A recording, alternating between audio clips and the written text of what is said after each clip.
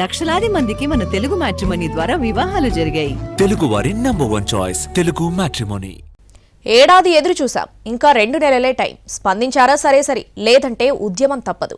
ఇక మాలో సహనం నశించింది. ఇది సర్కార్కు ఏపీ ఉద్యోగ సంఘాలు ఇస్తున్న అల్టిమేటం. ఇంతకీ యూనియన్లు ఏమంటున్నాయి? వాళ్ళ డిమాండ్లేంటి? 1వ తారీఖునే జీతం ఇస్తున్న ప్రభుత్వానికి ధన్యవాదాలు తెలుపుతూనే మరోవైపు అసంతృప్తి వెళ్లగక్కుతున్నారు ఏపీ ఉద్యోగులు.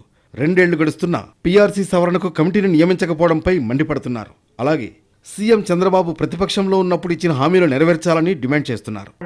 ఇవన్నీ 6 సంవత్సరాల నుంచి పెండింగ్ లో ఉన్నాయి. రాష్ట్ర ప్రభుత్వం కూడా మేము వచ్చినాక ఒకదానమ్మటి రెండింటిని క్లియర్ చేస్తూ ఉంటున్నాం. ఉద్యోగుల్లో ఉన్న వాళ్ళ పెద్ద ఇబ్బంది ఏంటంటే రాష్ట్ర ప్రభుత్వం ఏదైతే మేము ముందు అడుగు వేస్తాం ఉద్యోగుల తరపు అన్నదో దానికి సంబంధించిన ప్రక్రియ స్టార్ట్ అవ్వలేదు. దానికి సంబంధించిన ఒక్క అడుగు కూడా ముందుకు పడలేదు.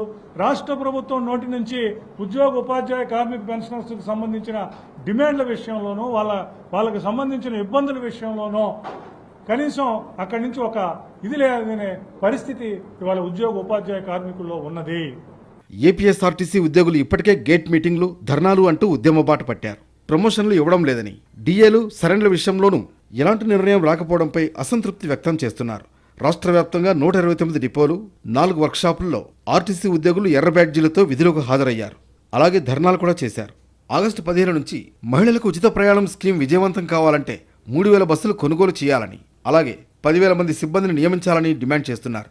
వీటితో పాటు పీఆర్సీ బకాయిలు కూడా చెల్లించాలన్నది వారి డిమాండ్. మహిళలకు ఉచిత బస్సు ప్రయాణం ఏర్పాటు చేయాలనుకుంటే ఇవాళ ఆర్టీసీలో ఉన్నటువంటి బస్సుల సంఖ్య సరిపోని పరిస్థితుంది.